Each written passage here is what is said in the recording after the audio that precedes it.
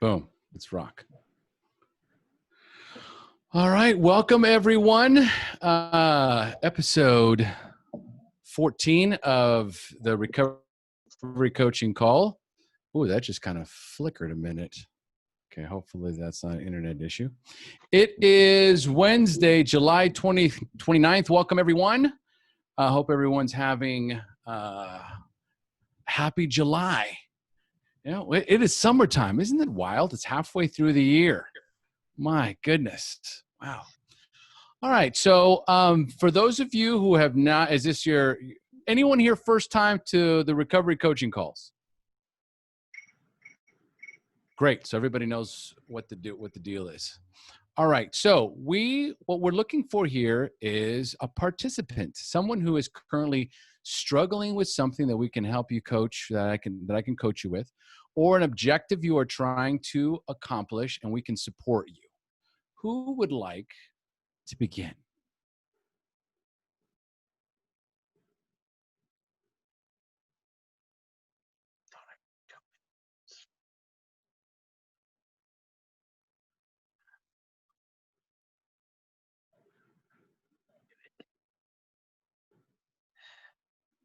Now, there's some of you on here that have not participated before. Maybe there's something we can help you with.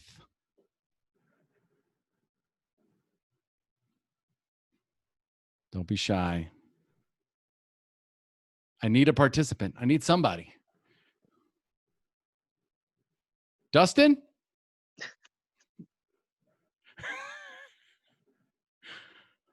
No?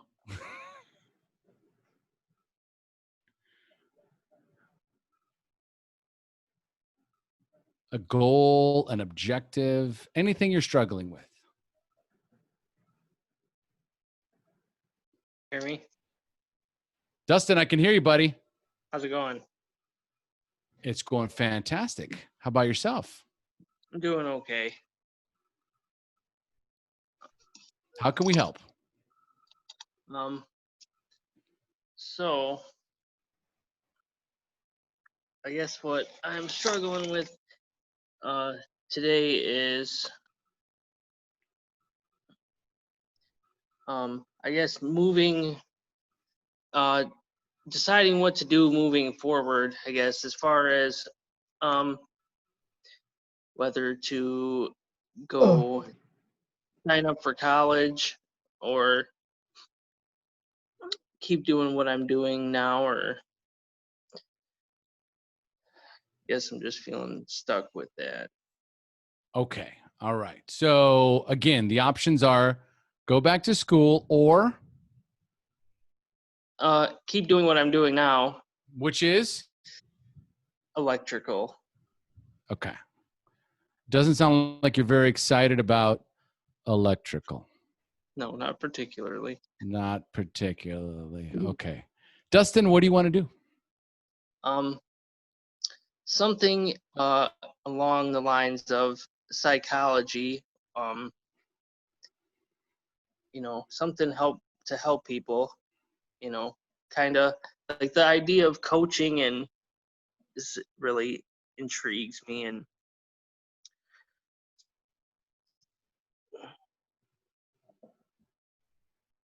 Okay. All right. So going back to school to get a degree in psychology. yeah, I think that's what I would do. Okay. All right. So what's preventing you from doing that? I would say fear. Mm-hmm. Fear of? Well, fear of failure, I guess. Mm-hmm.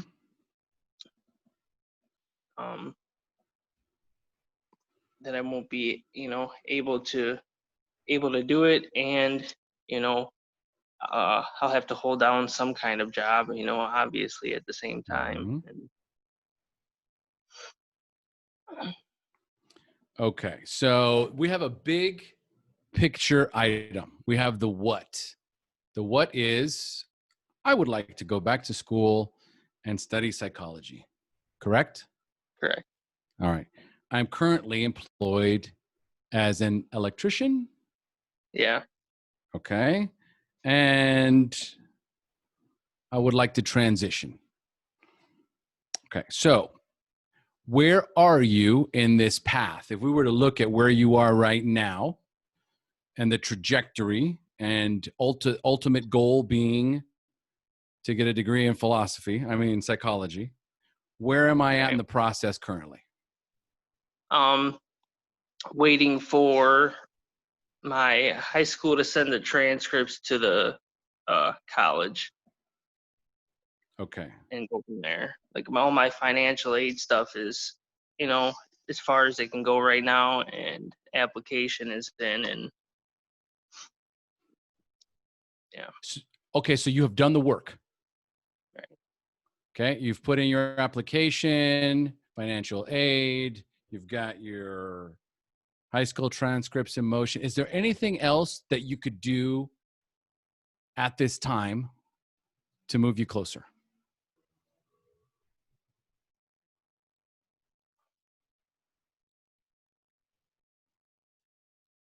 Not that I can think of at the moment. Okay, so you're already in motion. Right.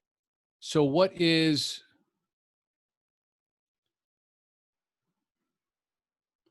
you've already got the process in motion. Okay, you're already moving in that direction. Okay, so what's the question then?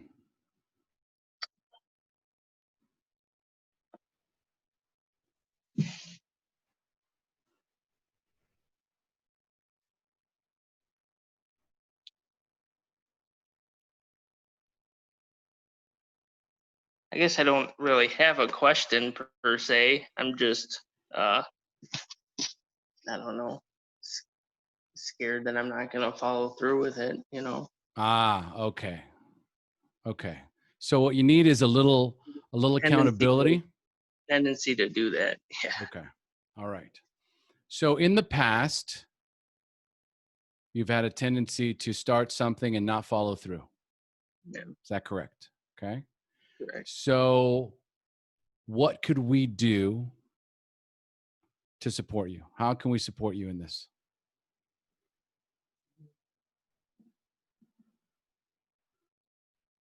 I guess just some form of accountability would be good. Mm-hmm.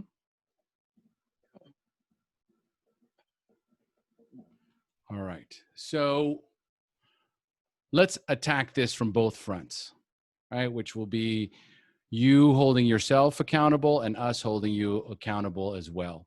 When is the next benchmark? What is the next item up? For example, the transcripts, when should they come through? When should when should you know whether or not you're going to be able to start school? Um, I guess I don't know exactly. I've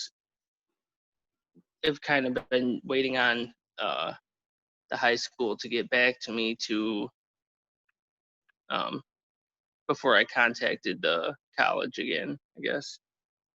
Okay. So I want to do two things. I want to tap into what we can do in the physical realm, and when I want to tackle and tap into what we can do in the spiritual realm. And when I tap into the spiritual realm, then I do the work required of me, which you have done. And now I want to spend some time in the mornings making sure that I'm connected with my higher power so that my higher power is clear on what my intentions are. So, what's your spiritual condition like these days? Um, I don't know. The last week it hasn't been great. How so? Um, just I really haven't been uh doing any of my spiritual practices that I typically try and do, and just been feeling pretty disconnected and uh, stuck. as far as when it comes. Okay, this is good. I'm feeling disconnected. I'm feeling stuck, and I'm feeling. Hold on. Thank you, Tori. Okay. I'm feeling disconnected. I'm feeling stuck, and I'm feeling afraid. So that's correlation. That's a correlation, right? When I am not connected with my higher power, right? My faith starts to dwindle a little. And the fear starts to come in, even though I've done the work. So right now, you've done your part. The next part is, I need some higher power here. I need some higher power. So let's get back into a daily routine. Let's put this into God's hands. Okay? And so until the next item on the agenda is, which you checking in to see where the transcripts are. So you can do that anytime this week. So I would say that one of your action items would be to check to see where the transcripts are. And then from now until next Wednesday, every morning, you connect with your higher power and go, I'm ready to go back to school. I'm ready to go back to school, right? In whatever way that you can help me, I am here to seek opportunities, wisdom, and guidance. You come up with your own incantation. But the idea here is that let's work together, right? So that's you and I work together, and let's bring a higher power into this, because I know this, that whenever I am struggling with something, whenever I want something, whenever I'm moving in a direction, if I try and do it by myself, I start to get completely overwhelmed and the fear starts to surface. When I ask for help, when I communicate with my community, and I stay connected with my higher power, I surrender and I allow. How does that feel? It feels good. It's pretty accurate. Excellent. Okay, so what are the action steps? At some point, check in with the school as far as the transcripts go, and to start focusing again on my, daily meditation and journaling and stuff. And prayer. Yes. Okay. If God got you to it, he'll get you through it. I agree. All right, brother. Okay. Anything else? I think that's it. All right. I promise you, if you just keep it simple and you do this for the next 7 days, I'm excited to see what comes up next Wednesday. All right. Accountability. Tori, you got that down? Okay. We're going to check in with Dustyn next week. All right, brother. Thank you. Golden. You're ready. You are welcome. Speaking of checking in, Rema, let's check in with you since the last time you were on the call. Can you hear me? Yes, ma'am. So I don't have anything bad going on, but I have goals, and something I want to do is I've been tossing around for a long time is competition kettlebell sports. Okay. So I didn't want to put that out here because it's not really like I'm struggling with. So, but it's a goal. No one else wants to talk. Bring it on. Okay. So how can we help?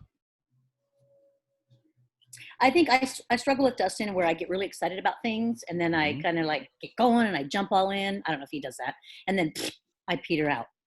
And for me, if I had to do the competition style, it's going to be taking a long time to build up that strength, developing the skills. I mean, the skills I have, but it's developing the strength, because I'm starting out after not like working out consistently for several years, but I've been doing it the last couple of days.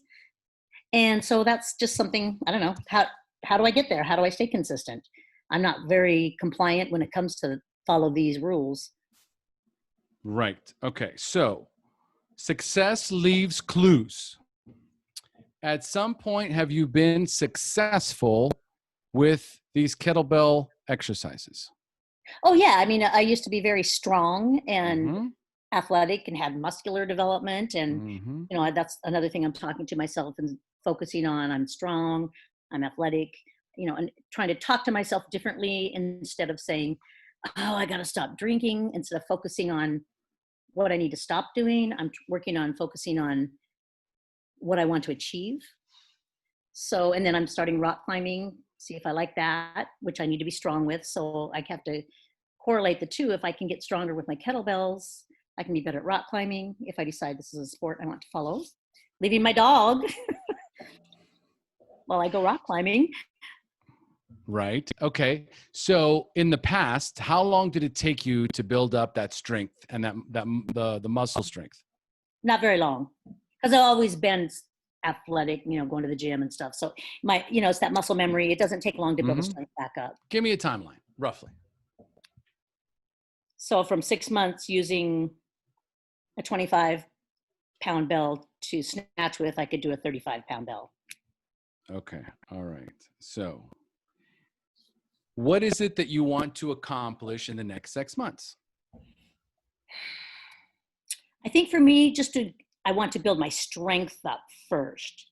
So I guess it's just practicing. I joined an online, they do a gym, they have online now. So the COVID, I went to their gym for a while, but it was such a far drive. But because of this, now they have an online course I can do from home. So I signed up for that.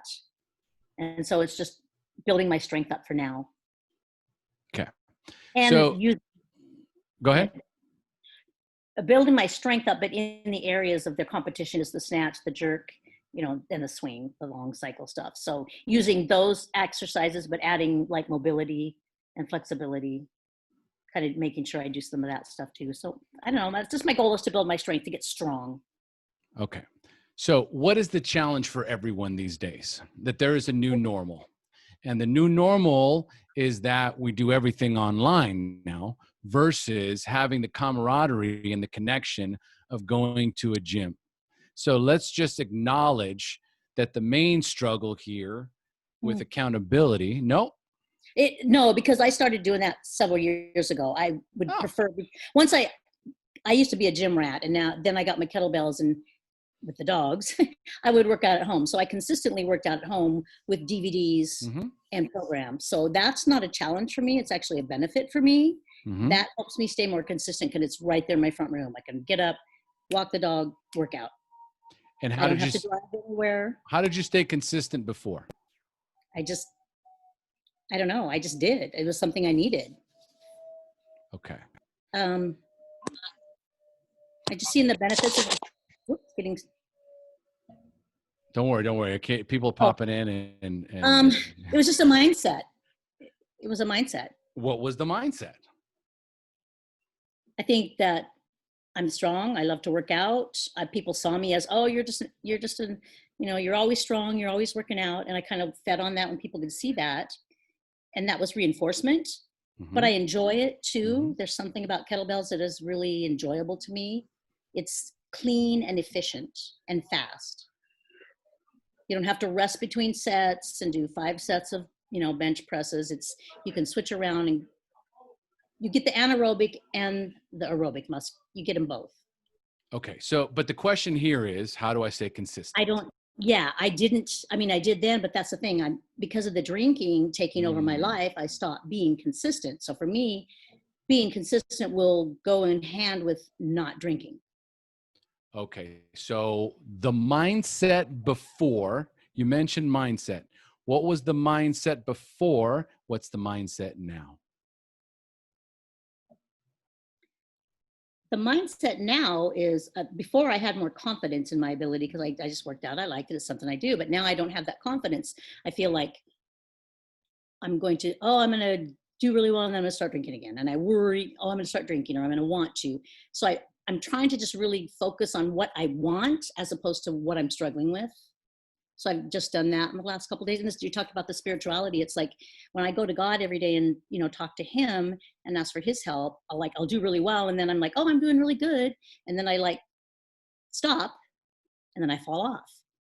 So the last couple of days I've been doing really good and working out and staying sober and getting things done, and went for a walk with my friend today and spent time with her. So that's going to God, keeping that spirit. And another thing she brought up to me today was, in the Lord's Prayer, give us our daily bread. I always thought about it as food. She's like, no, that's your spiritual soul as well. So what are you learning? So feeding myself, I guess. I'm trying to do more of that. I don't know. I guess that's challenge is staying consistent. Okay, so let's try and change some of the words, and let's Okay. look at some of the meanings, because it looks like a fine tuning item here. I had this before.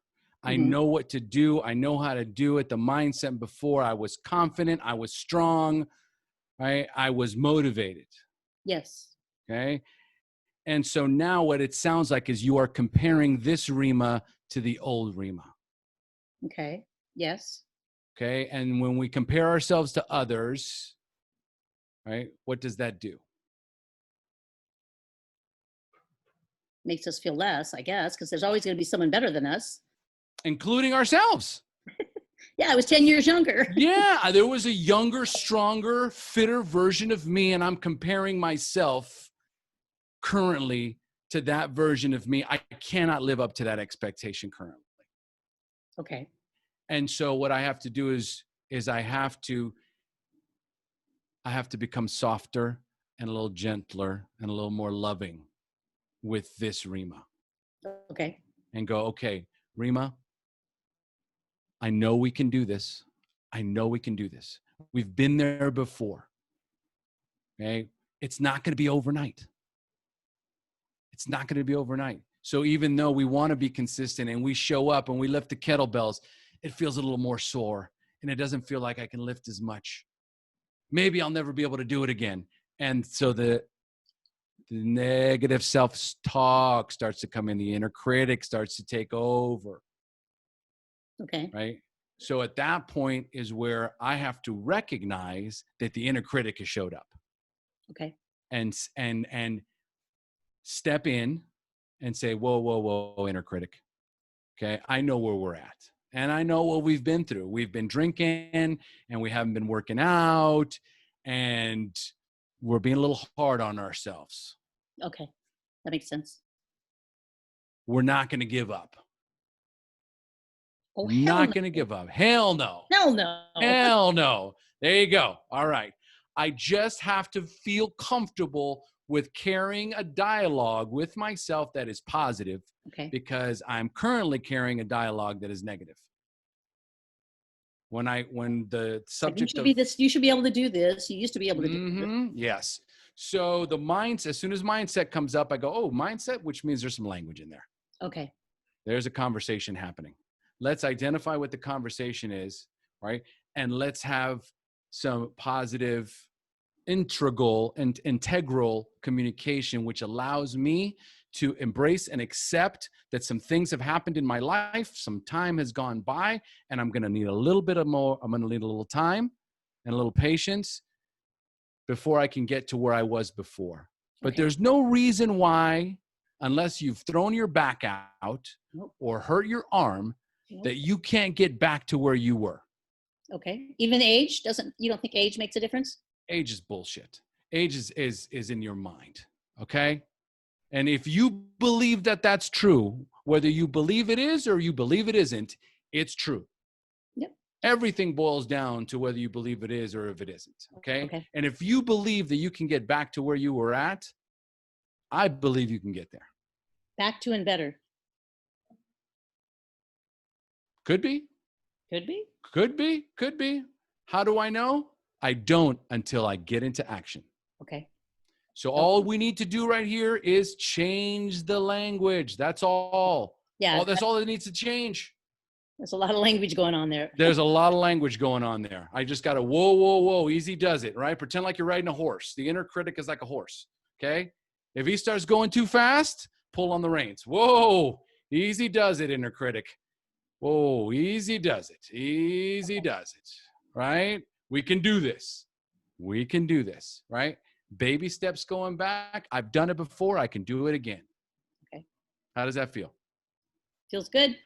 All right. Baby steps. Do not compare yourself to yourself. And just don't compare my old self to my old self. Right. Just know that you can do it because success leaves clues. All right. Right. Excellent. All right, Rema. Love Thank it. you. I love where you're at, Rema. This is a lot easier than the alcohol stuff. Me too. I'm making progress. Yes, you are. All right. Good, good. All right. So does anyone have anything they would like to contribute either to Dustyn or to Rema, or has something that they need help with? I'd like to say something to Rema. Bring it on, Sheila. All right. Pardon my voice, just why I'm not talking much because anyway. I don't know how old you are, but I'll be 54 in a few weeks, and I'm back into working out, and I believe that it's going to work out. I'm already seeing progress. I broke my ankle, was bad off for a whole year, and now that I'm going back, I'm getting some muscle tone, and I'm noticing fast. But I'm doing it for my health reasons, so that's what helps me to stay in the solution for me. You know, to reframe that a little bit and say, okay, I'm going to work out. It's going to make me feel better, you know, health-wise, and I'm going to continue to stay on keto and do what I'm supposed to do. And I tell you what, it's making a difference, and you and I aren't that different in our ages, I don't think at all. So, you know, you got this. If I can do it, anybody can. Excellent. Thank you, Sheila. Thank you. Who's next? Thank you very much, Sheila. I appreciate that.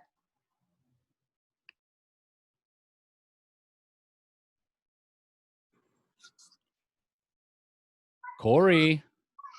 Hey. How can we help? Well, I guess maybe some tips for getting out of overwhelm. I guess the thing is, what Dustyn was saying earlier is like, well, I did the transcript and I did this and that, and now I'm just kind of waiting for this or waiting for, you know, and I didn't hear the first part of his conversation, so I wasn't trying to like paraphrase, but I identified with that a lot because I feel like that's kind of like where I am right now. It's been 3 weeks since I lost my job, and you know, I ask me if I have worked on my resume or if I have opened up a LinkedIn. None of that. I've done none of that. The only thing I've done is file for unemployment, which, okay, that's a win. I did that. But, you know, every day my mind races with like, okay, you could call this person, you could call this person. I have lots of friends who have sent me like, oh, hey, you should get, you know, you should connect with so-and-so or do that. You know, it's like I have helpful friends who have made awesome suggestions, but I haven't taken any action on it. You know, it's just all in my head. I got some advice from a friend today who was like, listen, man, just make a list, just get it all out of your head and put it on some fucking paper. Like, even if it's like a crazy list that is totally unattainable, at least it's out of your head and it's on paper, you know, and then you can start to like tick things off. You know, you don't have to like finish, you know, work the whole day on your resume. You know, you don't have to do that. Like, you can work on your resume a half an hour each day. Like, you could schedule it in and a half an hour each day. I'm like, don't you understand? I am not that type of person. I like to consume it all at once. You know, like if I get a magazine, I'm reading it cover to cover. Like, I'm not going to just sit there and, you know, page by page and take my time and, you know, schedule the time to, you know, no, like I am like, oh, you got a test? You got to just study the night before. And, you know, it's like, it's a terrible, terrible habit, all or nothing, you know? And I guess I'm trying to figure out how to like get into action on this. You know, I just feel like I need to be taking steps towards getting a job and not being like, I feel like a bum, you know what I mean? Because like I've always worked. And so even just these 3 weeks, it's like people are like, enjoy it, take a vacation, you're going to get unemployment. It's like, no, man, I'm a hustler. Like, I gotta fucking get out there, you know? And it's like, what do I feel like? Just like, I don't know, a scrambled egg, you know? I'm just sitting there in a bowl. I'm just like, sit there. Like, I don't know. I don't know if that makes any sense, but that's where I'm at. Thanks for Let me share. Fortunately, it does make a lot of sense. It does. And it's obvious where all the overwhelm is coming from. All right. So we go back to the inner critic. And this is great. It seems like this call, the theme is the same, which is I have this inner critic inside of me that is chattering. It's constantly chattering. And there's these things that I want to get done. There's these things that I know I want to do. But as soon as I go to do them, the chatter starts. The inner critic. So let's try and identify what that language looks like. So when you're thinking about doing your resume and you're thinking about calling about a job or a reference or a referral, what's the first thing that comes to mind? Resume is not complete. Like there's not enough, maybe there's not enough experience on there. Okay.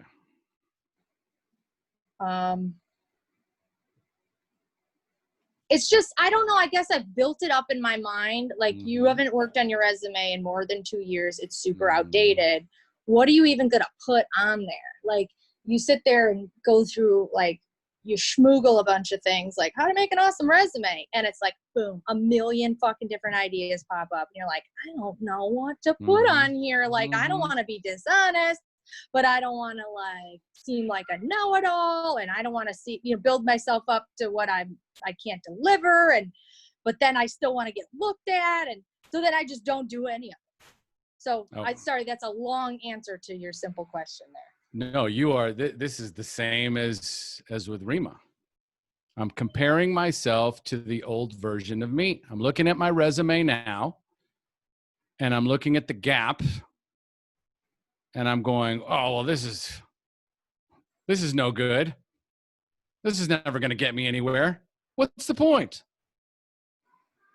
So the idea here, and this is what I usually suggest, is the focus is off. Your focus is off. You're focusing on the how instead of focusing on the what. What is the what? What is it that you want? Truly. I want to find a job in the field that I know and love, that I know I'm good at, but I don't know what form that's going to take. So yes, gainful employment that will leave me fulfilled and be able to contribute to my household financially. Okay, great. Okay. So are you clear on what that job, the company, the title, the position? Okay. I know what capacity. Yeah, I definitely know what capacity I would best be able to serve. Sales professional. Okay, so we have the what. I'm currently looking for a position as a sales professional. Is that accurate? Yes. Okay. In your last position, were you a sales professional? Yes. For how long? 2 years, and then prior to, I had some experience with that as well. So I don't know. It's fucking more than 2 years. Like they call it, because I did some. So I don't know. I don't know how many years I could say on there because it was like 2 different types of sales. So more than 2 years experience, I guess I would say. Yes, correct. Yeah. So is that qualify as sales experience? Yes, it does. But what if it's not enough?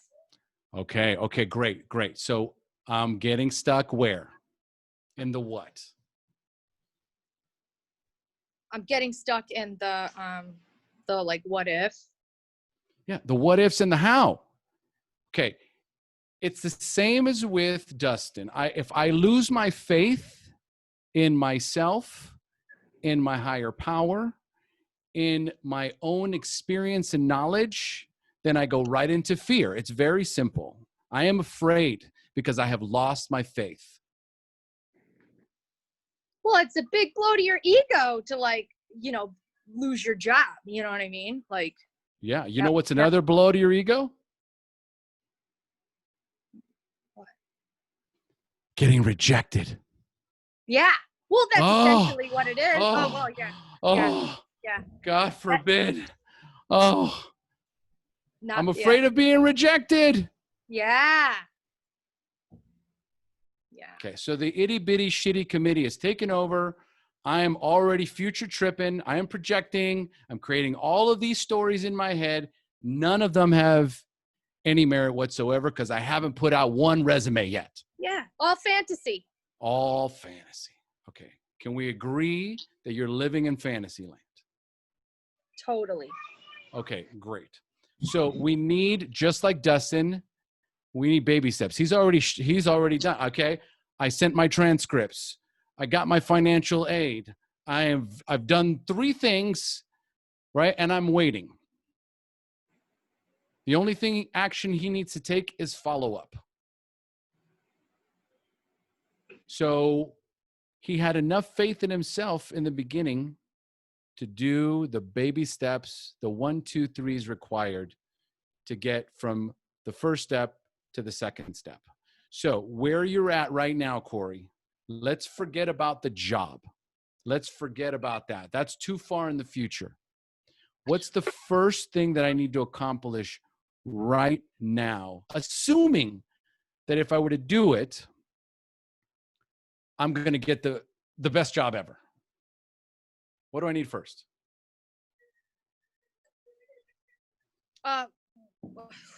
What do I need first? I need to take action. The action is to actually open up the computer, pull up the old resume, and really critically look at it, where it's like, okay, this was fine for the old job that you had. Some of this information can still be used, but it needs a revamp, right? So what have you been doing for the last 2 years? Okay, let's put that information on there.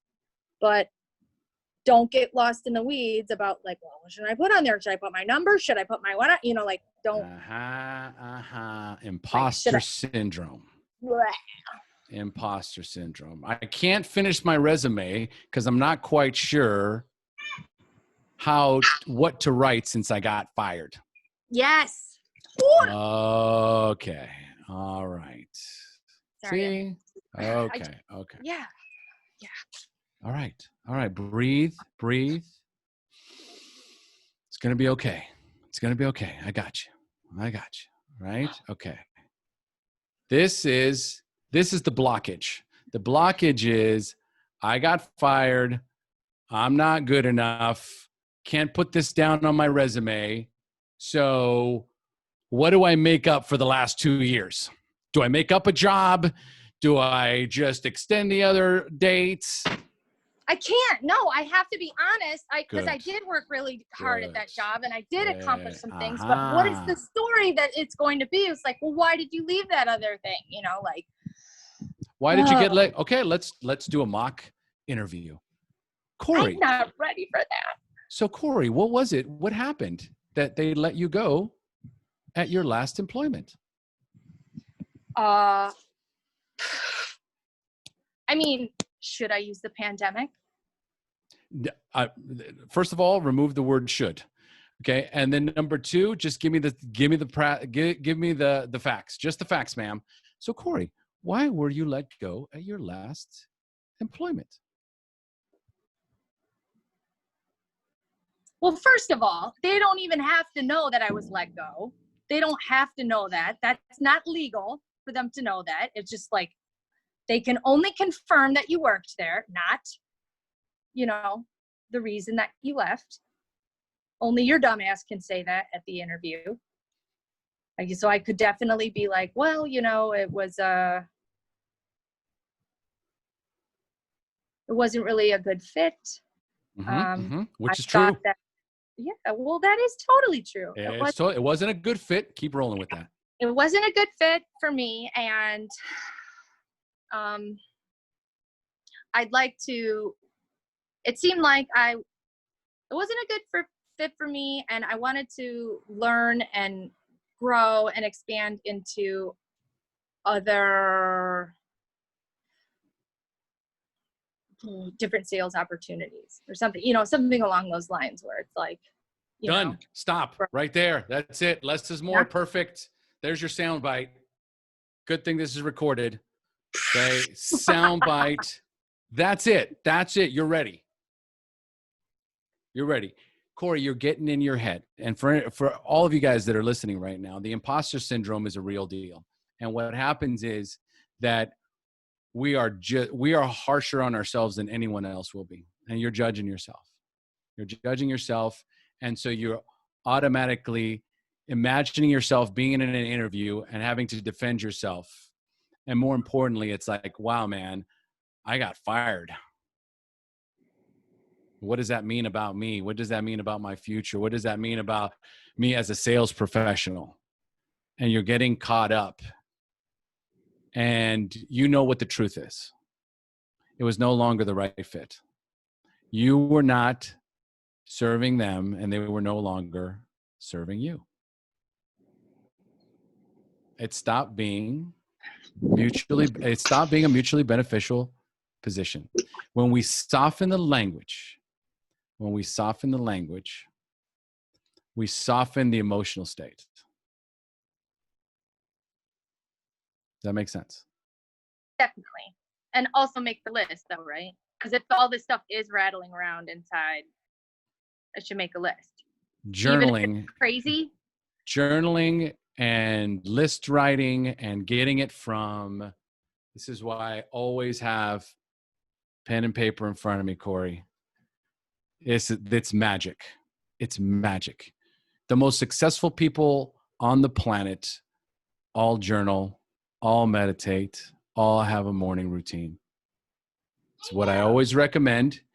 Tap into the internal guidance system that you have inside of you. But the first thing you have to do is embrace the fact that the reason why you no longer work there is because it's no longer a fit. And it wasn't a fit for you, and it wasn't a fit for them. And if I can own that, if I can own that new belief system, that I'm not damaged, that there's nothing wrong with me, that this was not the right fit for me, and God has something more exciting waiting for me. And I couldn't get out of my own way, so the universe presented me with an opportunity to leave my current employment. Yeah, you like that, huh? I do. That's really good. Yeah, that's good. That's good. Take the hard edges off. Take the hard edges off. The universe is always presenting us with beautiful opportunities. And if we can't get out of our own way, then it makes room for us. It's never happening to us. It's always happening for us. Yeah, that's really great. What's the action step? What's the action steps? We need some accountability for you. All right, action steps. Action steps would be make the list one of like, did you do this? Did you do this? Did you do this? Did you do this? Like, do that. And then resume. set myself a date to have the resume dusted up by. I would say till next Wednesday. What the fuck? Yeah.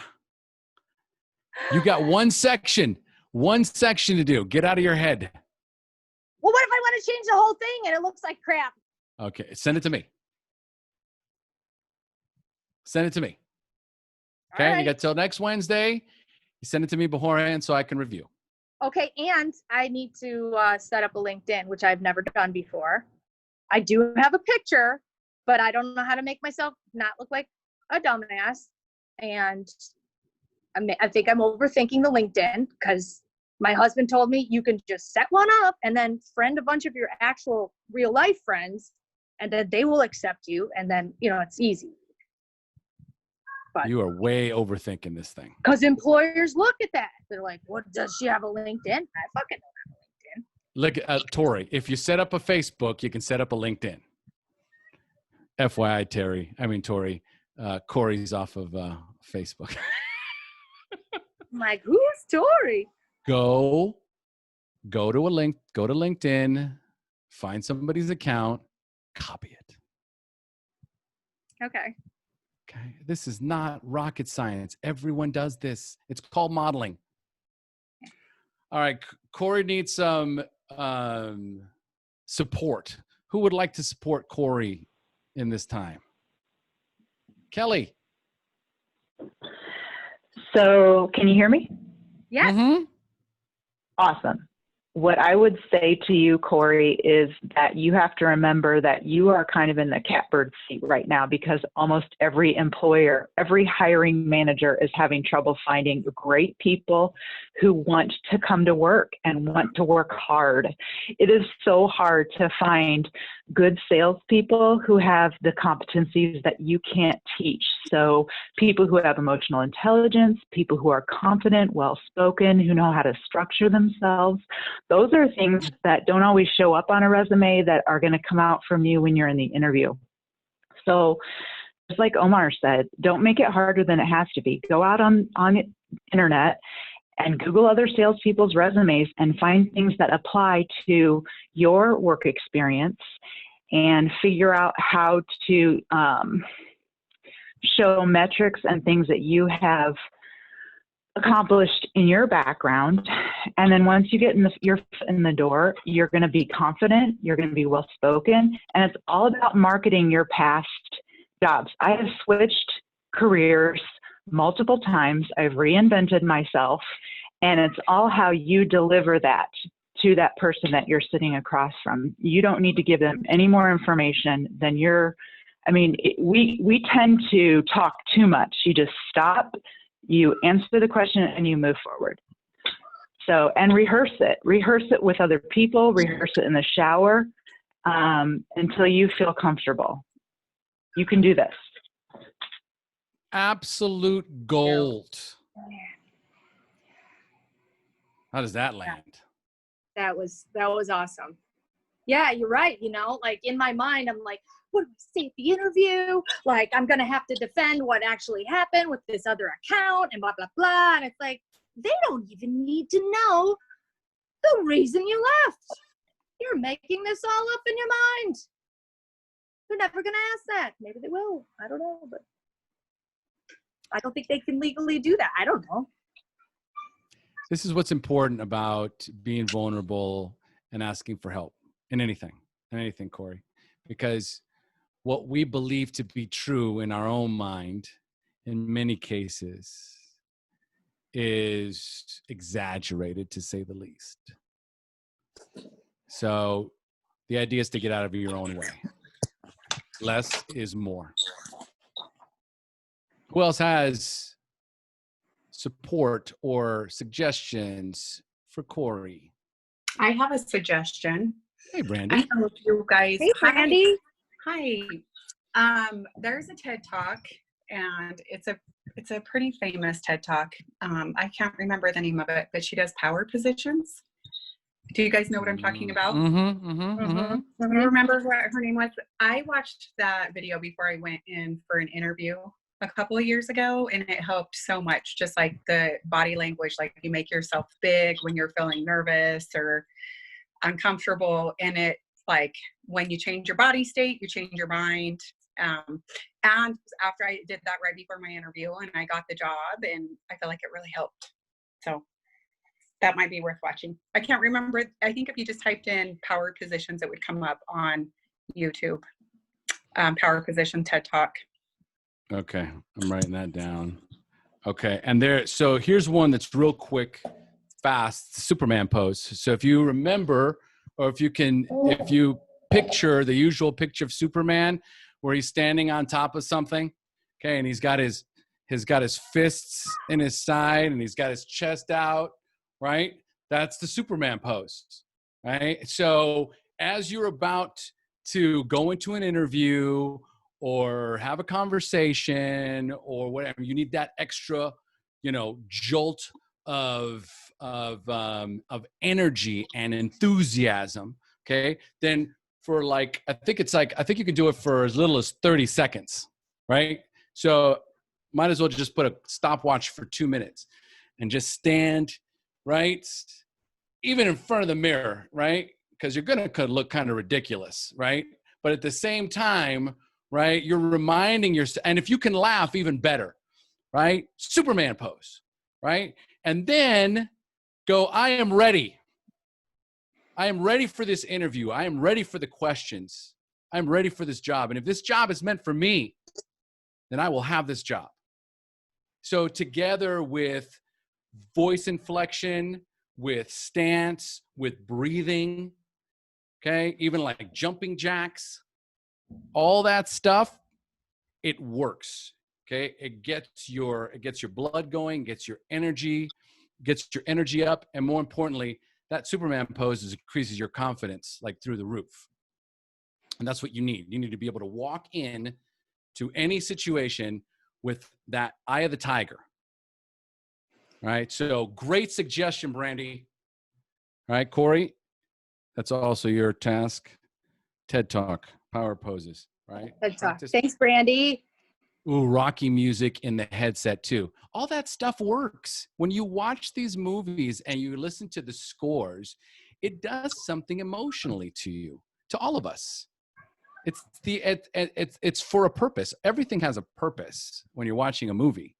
Okay, the music, the score, the imagery, everything, the visualization. And when you've got that music going on, you're staring at yourself in the mirror, you're talking to yourself through this, right? It is like a trailer for your movie. Do-do-do-do. Do-do-do-do-do. There you go. I'm already picturing it right now. All right. Fantastic. Are you ready? Yes. Okay. All right. Get that resume done. You have 7 days. Put on Thank you for whatever the deadline. music, go into the bathroom, do the power pose, listen to the music, okay? I am going to finish this resume right now. I am going to dedicate the next hour of my life to only focusing on finishing my resume. That shit I works. wanted to add something real quick. Bring it, How's Edwin. everybody doing? So fun. Good stuff. I was thinking about like taking action and procrastination. There's a Japanese method where you only dedicate 30 seconds to a task. So that's it. It's pretty much just dedicate 30 seconds. Most likely is that you're gonna go farther than the 30 seconds, but there's no task that you can't do or start for 30 seconds. So think about it this way. I'm just gonna work 30 seconds on this resume. 30 seconds, that's it. Um, Once you start, which is usually the most difficult step because there's a lot of mental resistance to even get to that place. If you've started, you're kind of already 50% complete, if that makes sense. So just do 30 seconds and see what happens. The other thing is, in this journey to find a job, you're trying to cross all bridges at once. Just cross and focus on one bridge at a time. So the first bridge is the resume. If you focus on the whole situation, it's going to dilute your focus on what the next task is. So do one thing at a time. Well said. Beautiful, Edwin. So just as right here, Leo wrote, how do you eat an elephant? One bite at a time. And then I had great suggestions from Dustyn and Polly. Okay, so there is Mel Robbins. That's another famous TED Talk. Mel Robbins is 54321. So the idea is right before you do anything, she talks about people getting up in the morning. So the alarm clock goes off and you think to yourself, oh gosh, it's too early. I'm tired. I'm going to press snooze. You go, nope, 5, 4, 3, 2, 1, go. All of this is about impulse. Okay, so watch the little TED talk about Mel and what she talks about. But there is this 5, 4, 3, 2, 1. Just like when you're about to start a race, when people are starting to run, they go 5, 4, and as they're counting down, your adrenaline just starts pumping. You're waiting for that 1 to launch. 5, 4, 3, 2, 1. Resume. Go ahead, Sean. Sean was going to jump in. All right, I think we're good. This was a great coaching call for motivation. Love it. So good. All right, does anyone else have anything else they want to add? We've had amazing participation thus far. Any other suggestions? Any other comments? All good stuff.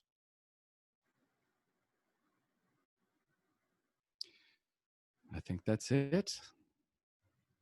I think we're good. All right, Cori, you ready?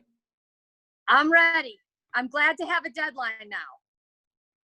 Dustyn, you ready? Ready. All right, where's Rema? She must already be doing kettlebells. All right, fantastic. She's she's doing kettlebells and listening to the Rocky soundtrack. Guys, I love you all. Amazing participation. Everyone, give yourself a big hand. Kelly, thanks for the great advice. Tori, as always, my co-pilot, love you. And we'll see you guys next Wednesday on the next recovery coaching call.